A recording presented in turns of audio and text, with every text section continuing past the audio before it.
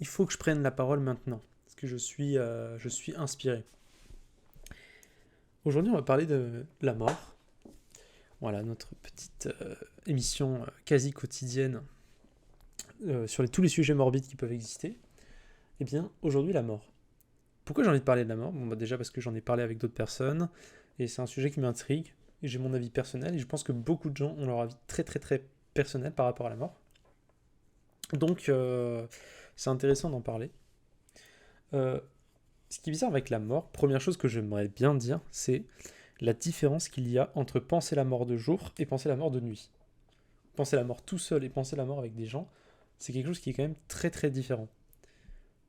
Et ça, je pense, c'est très très important. C'est-à-dire que l'environnement social et tout ça, ça va impacter de fou notre vision qu'on a de la mort. Si on est bien entouré, si on se sent pas seul, etc., qu'on se sent bien, bah, la mort, c'est pas un sujet qui est très très grave, entre guillemets. Par contre, quand on vit mal, je pense que ça devient un sujet bien plus important.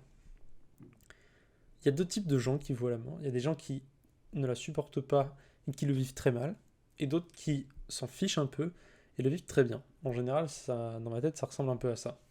D'autres qui peuvent même croire à des sortes de vie après la mort, et eux, ils en ont rien à foutre. S'ils le croient vraiment. Je sais pas comment est-ce qu'ils y arrivent à appréhender cette croyance, mais s'ils y croient vraiment, bah, ils le vivent très bien. Donc je parlais, voilà, je demande des avis, qu'est-ce que les gens pensent, etc. Et je vois vraiment que les gens sont très très mitigés. Donc je vais partager mon avis sur la mort. Euh, Fondamentalement, je pense que la mort, c'est quelque chose de très très triste, parce que euh, en fait, on est tellement pris à faire tellement de choses dans nos vies, c'est-à-dire on travaille tellement de temps à faire tellement de choses et tellement la même chose, etc. Et la société n'est pas faite pour que chaque individu puisse, on va dire, vraiment se vivre une vie décente, qu'il apprécie, enfin dans le sens de se créer une vie, comment dire, harmonieuse, mais plutôt faire partie d'une espèce de fourmilière qu'est la société. C'est la sensation que j'ai, et le fait de vivre dans cette fourmilière, ça, ça n'est pas épanouissant au point qu'on accepte la mort. Du coup, c'est pour ça que je trouve que c'est très triste, c'est que on vit un peu tout le temps dans le revers de la médaille de se dire qu'un jour ça ira mieux. Et, du coup, vu qu'on sait qu'on n'a qu'une seule chance, le fait de ne pas vivre en dehors de cette fourmilière, c'est vraiment très triste de se dire qu'on, bah, quelque part, qu'on gâche cette chance. C'est pour ça que j'essaie personnellement tellement de faire, de voir la vie différemment, de changer la perception que j'ai des choses, avec la This Life par exemple, avec beaucoup de choses. Euh, En plus, quelque part, j'ai déjà été confronté à la mort de plusieurs manières. J'ai déjà vu des gens mourir devant moi, je veux dire. J'ai déjà vu des. Enfin, je travaille dans un endroit où je travaillais plutôt pardon, dans un endroit où les gens mouraient très très quotidiennement. C'est-à-dire que je m'occupais de patients. Donc des fois il y en a qui duraient une semaine, des fois 2 mois, etc. Mais voilà, il y en avait plein qui mouraient à la chaîne. Et du coup, je pense que c'est intéressant de se poser la question, notamment aussi chez les soignants. Il y avait des gens qui mouraient parce qu'ils se suicident. Euh, Disons que, de manière générale, je pense que ce milieu est un milieu qui n'est pas très drôle, qui n'est pas très, qui est assez dur, c'est mon avis. Hein. C'est-à-dire que même si j'ai pas travaillé longtemps là-dedans, hein, j'ai quand même eu des retours d'expérience qui sont assez, qui moi me marquent. Par exemple, je remarque que tous les gens avec qui je travaillais, ils n'étaient pas contents de ce qu'ils faisaient, ils étaient plutôt tristes. Ils n'étaient pas du tout épanouis. Bref, ils vivaient leur vie comme si c'était en automatique. Et tout ça, c'est compliqué. Tout ça, ça me fait réfléchir à qu'est-ce que la mort, etc. Est-ce que je l'accepte personnellement, est-ce que je l'accepte pas? Donc c'est une question que je ne sais pas répondre. Ce que je sais, c'est que quand j'étais petit, j'avais énormément de mal avec la mort, comme beaucoup de gens, je pense. C'est-à-dire que le process, il est classique. On pense à ce qui se passe quand on va mourir, et on se dit qu'il ne va rien se passer, et que on va cesser d'exister pendant une infinité de temps, c'est vraiment cette infinité de temps qui est horrible. C'est-à-dire que toute ta vie, là, tes 100 ans de machin et tout, représente absolument rien par rapport à la non-existence. Ça, je trouve ça terrible. Cependant, le fait de ne pas être un état, pour moi, n'est pas un état de ne pas être. Dans le sens où euh, on ne vit pas le fait de ne pas l'être. Donc, c'est un peu penser. J'aime bien cette analogie, même si, à mon avis, elle est peu précise, mais très parlante. C'est se demander qu'est-ce qu'il y a au nord du pôle Nord.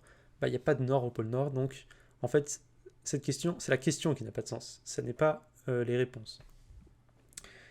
Voilà, donc ça, c'est vraiment mon avis sur la question.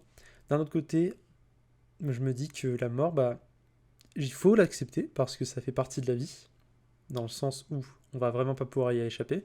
Et même si on devient immortel un jour, il y a des... on mourra un jour, par accident, par n'importe quoi. Voilà. Donc, chose intéressante, c'est une vision qui m'intéresse de la mort. C'était... bon, j'y connais rien, hein, je parle par rapport aux Vikings parce que on en parlait avec un ami. C'était cette idée que quand on meurt, voilà, on va vivre avec les dieux et on s'en bat les couilles en fait. On est très content de mourir. Tout ça, c'est qu'un. Il n'y a pas d'intérêt à ne pas mourir, par exemple. On s'en fiche. Voilà. Donc, ça, c'est intéressant. Je me demande si voir la mort de cette manière, ça aide dans le processus de le vivre. Mais je ne sais pas. Moi, personnellement, je suis trop sceptique pour arriver à me convaincre de ce genre de choses. Je pense que c'est impossible que je me convainque de ce genre de choses. Donc, je vis ma vie dans dans l'idée qu'il y a une non-existence et ça ne changera probablement jamais. Voilà.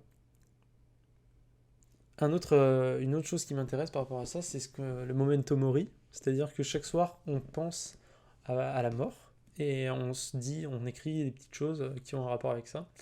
Et l'idée, c'est que bah, en, en parlant de la mort de manière récurrente, en fait, on la désacralise, on la rend beaucoup plus quotidienne, beaucoup plus tangible. Et je pense que cette idée où on cache tout le monde qui est mort, on voit peu de morts, c'est très grave de mourir, voilà, et ben ça en fait quelque chose de terrible. Alors que si au final on voyait les gens mourir et on le cachait moins, eh bien peut-être qu'on l'accepterait beaucoup plus. Ce qui est totalement paradoxal d'ailleurs. Moi je pense que d'ailleurs c'est le cas. Je pense que si vraiment on voyait plus les gens mourir et tout, ça serait moins quelque chose de terrible. Par exemple, je pense à un exemple, c'est que quand quelqu'un meurt, on va le maquiller pour qu'il ait l'air de ressembler à quand il était vivant, etc. Et au final, eh ben, peut-être que montrer le cadavre tel qu'il est, c'est pas plus mal dans le sens où, ben, voilà, c'est comme ça qu'on est, etc.